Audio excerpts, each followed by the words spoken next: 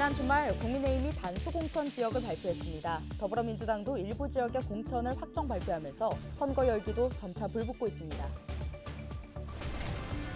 다음 달부터 늘봄 학교가 시행됩니다. 도내에서도 84개 초등학교에서 늘봄 학교가 운영될 예정인데 교사 채용과 공간 확보에 차질을 빚고 있습니다.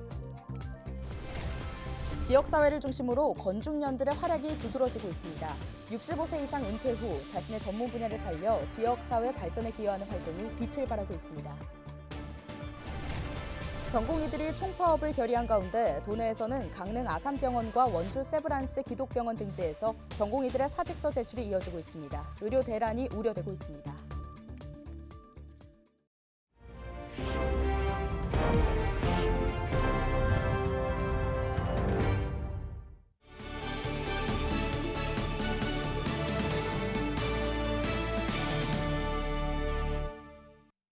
여러분 안녕하십니까? 헬로티비 뉴스입니다. 정부의 의대 증원 방침에 의료계가 반발하는 가운데 도내 대학병원에서 전공의들의 사직이 잇따르고 있습니다. 영동 지역 융일 상급 종합병원인 강릉 아산병원은 19일 소속 전공의 19명이 사직서를 제출했다고 밝혔는데요. 병원 측은 현재까지 수술과 외래 일정 등의 변동이 없으며 진료나 의료 공백에 차질이 없도록 조치할 계획이라고 덧붙였습니다. 다만 응급 환자와 수술 위주로 병원을 운영하고 경증 환자는 타 병원 이전을 권유하기로 했습니다. 연세대 원주 세브란스 기독병원도 19일 소속 전공의 40명이 사직서를 제출했다고 밝혔습니다. 원주 세브란스 기독병원은 사직서가 실시간 접수돼 인원을 집계하고 있습니다. 이에 앞서 춘천 한림대 의대 4학년 학생들이 집단 휴학을 예고했지만 아직까지 휴학계를 낸 학생은 없는 것으로 전해졌습니다. 방과 후 수업과 돌봄 교실을 결합한 늘봄 학교가 다음 달부터 시행됩니다. 올해 1학기에는 전국 초등학교 2,700여 곳에서 우선적으로 운영되는데요. 당장 개학이 보름 앞으로 다가왔지만 늘봄 학교 운영을 위한 교사 채용과 공간 확보는 차질을 빚고 있습니다. 정승환 기자입니다. 정부의 초등돌봄 정책인 늘봄 학교. 희망하는 학생 누구에게나 최대 오후 8시까지 방과 후 돌봄을 제공하는 게 핵심입니다.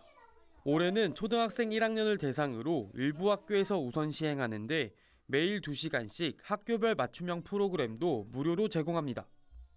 희망하는 모든 학생들에게 프로그램을 제공하는 것이고, 두 번째는 초등학교 1학년부터 시작해서 매일 2시간 무상으로 프로그램을 운영. 강원도 교육청은 올해 1학기 춘천 18곳, 원주 23곳, 강릉 13곳 등 모든 84개 초등학교에서 늘봄 학교를 운영합니다. 당초엔 133개 학교에서 운영을 계획했지만 관련 행정 업무를 담당할 기간제 교사 정원이 희망 정원에 못 미치면서 운영 규모도 줄었습니다. 하지만 이마저도 교사 수급에 어려움을 겪고 있습니다. 원주의 경우 기간제 교사 23명이 필요한데 모집 결과 지원자는 17명에 불과했습니다. 춘천은 모집 정원은 초과했지만 일부 학교로 지원자가 몰렸습니다. 늘봄을 위한 공간 확보 문제도 골칫거리입니다. 인력이 모두 다 채용이 될지 아닐지도 알 수가 없는 상황이고요. 공간 문제도 사실 제대로 해결이 되지 않아서 교사들이 교실을 내주고 오후에는 학교에 빈 곳을 떠돌아야 되는 이런. 학교 현장에서도 졸속 운영을 우려하는 목소리가 나옵니다. 늘봄 프로그램 구성도 학교가 떠안게 됐는데 당장 개학 전까지 담당 강사 채용이 가능할지도 불투명합니다. 희망을 받아서 한 게 아니고 일방적으로 저희는 이제 그 명단에 나와 있기 때문에 아무 준비도 안 된 상태에서 지금 모두 당황스러워하고 있습니다. 정부는 올해 2학기부터는 늘봄 학교 운영을 전체 초등학교로 확대할 계획입니다. 이어 2025년은 초등학생 2학년까지, 2026년은 전 학년으로 대상을 확대합니다. 새학기 개학이 2주 앞으로 다가온 가운데 늘봄 학교를 둘러싼 혼란이 계속되면서 학교 현장의 진통은 당분간 계속될 전망입니다. 헬로티비 뉴스 정승환입니다. 건중년이라는 말 들어보셨나요? 65세부터 70세까지의 건강한 중년이라는 뜻으로 횡성군이 만든 말인데요. 70살도 이제는 노인이 아니라 왕성한 경제활동이 가능한 중년이라는 얘기죠. 단순히 선언적인 의미로 보일 수 있지만 최근 이른바 건중년들의 활동이 두드러지고 있습니다. 박건상 기자의 보도입니다. 올해 66살인 이재성 대표이사. 이 대표는 지난 1985년 한국관광공사에 입사해 지난 2017년 부사장을 역임한 후 정년 퇴임했습니다. 지난 2014년 한국관광공사가 원주로 이전하면서 횡성에 정착한 이 대표는 현재 횡성문화관광재단 대표이사로 근무하고 있습니다. 은퇴 후 자신의 전문 분야를 살려 지역사회 발전에 기여하고 있는 겁니다. 하나하나 횡성의 관광자원을 발굴하는 재미도 삶의 활력이 되고 있습니다. 관광 자원은 많은데 나름 이제 타 지역에 비해서 결코 뒤지지 않는 것 같은데 사업 자체는 지금 되게 그 초기 단계라고 이제 봐야 될 것 같아요. 그래서 제가 제 나름대로 봤을 때는 앞으로 할 일이 너무 많다. 국내 최고의 관광 관련 기관에서 근무한 경력은 후배들에게도 큰 힘이 되고 있습니다. 여기에 열린 사고는 업무 추진에 있어 더욱 큰 시너지가 되고 있습니다.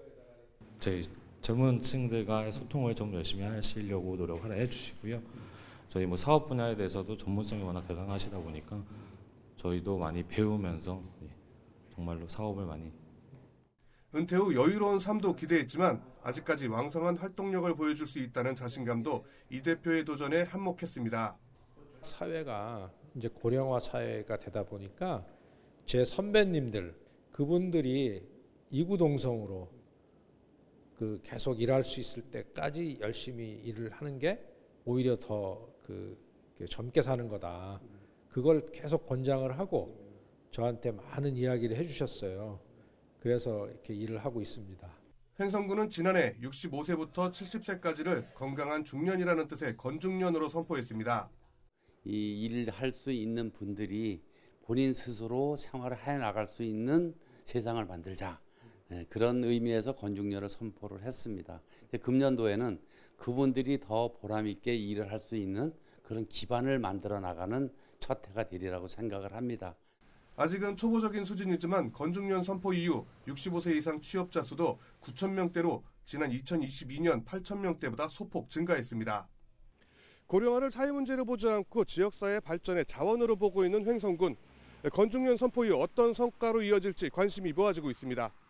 헬로티비 뉴스 박건상입니다.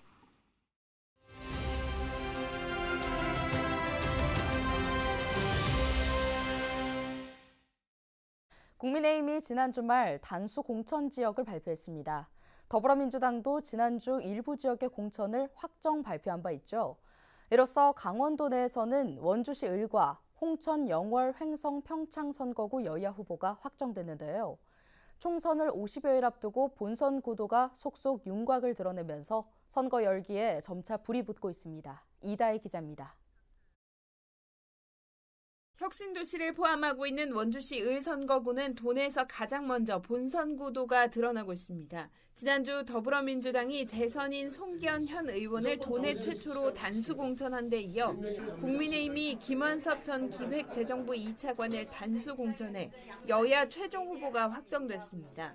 국민의힘 공천 반발에 따른 제3후보 출마가 변수로 남았지만 현재로선 두 후보 간 여야 맞대결로 치러질 가능성이 높습니다. 홍천, 영월, 횡성, 평창 선거구는 다자간 대결로 윤곽이 잡히고 있습니다. 국민의힘이 유상범 현 의원을 단수 공천해 재선 도전에 힘을 실었고 앞서 민주당은 해당 지역구에 단독 출마한 허피롱 홍천 군수를 단수 공천했습니다. 여기에 진보당 강석헌 전국농민의 총연맹 강원도연맹 사무처장과 조일현 새로운미래 공동도당위원장이 출마를 선언한 상태입니다. 국민의힘은 이번 발표에서 원주시갑 선거구에 단독 출마한 박정아 현 의원도 단수 공천했습니다. 더불어민주당에서는 여준성, 원창목 두 예비후보가 원주시갑 본선행 티켓을 놓고 경쟁을 벌이고 있습니다. 이달 말쯤 나오는 민주당 경선 결과에 따라 여야 맞대결 구도가 확정될 전망입니다. 도내 8개 선거구 가운데 단수 공천이 발표된 곳은 민주당과 국민의힘 각각 3곳씩이며 민주당은 일단 강릉 등 2곳에서 경선을 진행합니다. 춘천, 철원, 화천, 양구, 갑과 을, 속초, 인제, 고성, 양양 등 지역에 대해선 여야 모두 공천 결과가 나오지 않은 가운데 민주당은 이번 주, 국민의힘은 다음 주쯤 나머지 지역의 공천을 확정 발표할 것으로 보입니다. 헬로티비 뉴스 이다혜입니다.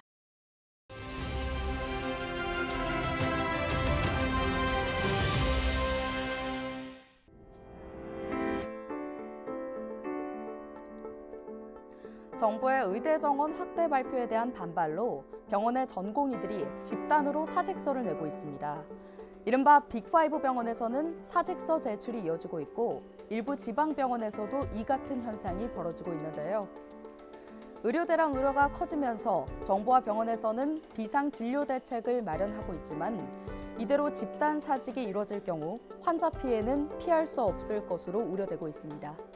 여기에 의대생들도 집단으로 휴학계를 내겠다고 결정하면서 파장은 확산될 조짐을 보이고 있습니다.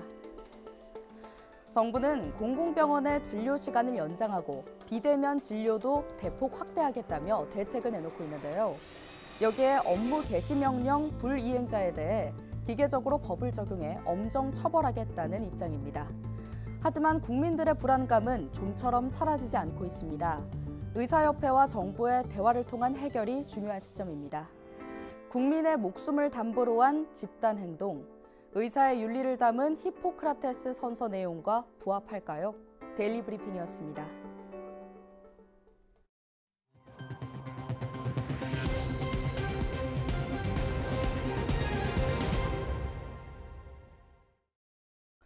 횡성군 의정비 심의위원회가 19일 의정활동비를 최고 상한액인 150만 원으로 최종 의결했습니다. 심의위원회는 지난 5일부터 공청회를 통해 수렴한 주민 여론과 타 시군의 인상 동향을 고려해 최종적으로 인상 범위를 결정했다고 밝혔는데요. 횡성군은 군의회에 의정활동비 결정 사항을 통보할 예정이며 3월 개회할 횡성군의회 임시회에서 관련 조례 개정을 통해 최종 확정될 예정입니다. 지난달 1일 평창군 장평면에서 발생한 LPG 가스 충전소 폭발 사고로 중상을 입은 2명 가운데 1명이 치료 중 숨졌습니다. 경찰 등에 따르면 이날 사고로 전신에 화상을 입은 35세 강모 씨가 서울 화상전문병원에서 치료를 받다 숨졌습니다. 경찰은 이번 사고로 피해를 입은 부상자가 사망하면서 중대재해 처벌 등에 관한 법률상 중대시민재해 적용이 가능한지 검토하고 있는 것으로 전해졌습니다. 횡성 지역 사회복지기관과 단체들이 통합 돌봄 협력 체계 구축을 위한 업무 협약을 체결했습니다. 횡성군 보건소와 횡성군 치매안심센터, 횡성군 건강복지센터, 횡성대성병원 등 지역사회복지 14개 기관단체는 19일 청소년 수련관에서 협약을 맺고 횡성 지역 고위험군 맞춤 돌봄 지원 사업에 협력하기로 했습니다. 이번 협약으로 기관들은 지역 돌봄 문제를 해소하고 복지 안정망 구축에 필요한 정보 공유, 대상자 발굴 등에 힘을 모을 계획입니다. 올해 강릉 단오제 슬로건이 소사라 단오로 결정됐습니다. 강릉 단오제위원회는 19일 시민 공모를 통해 2024년 강릉 단오제 슬로건을 소사라 단오로 최종 결정했다고 밝혔는데요.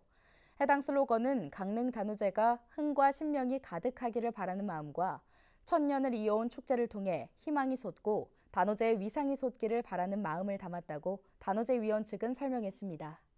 올해 강릉 단오제는 6월 6일 개막해 13일까지 8일 동안 펼쳐질 예정입니다. 영월군은 민선 8기 공약 사업으로 지난해 처음 시행한 75세 이상 어르신 목욕 임의용비 바우처 사업을 올해도 계속 추진합니다. 영월군은 지난해 7월 시작한 어르신 목욕 임의용 바우처 지원 사업에 대상자 88.2%가 신청하는 등 높은 호응을 보였다고 밝혔는데요. 또 연말까지 6개월간 지역 가맹점 89곳에서 2억 4천만 원이 사용돼 지역경제 활성화에도 기여했다고 보고 있습니다.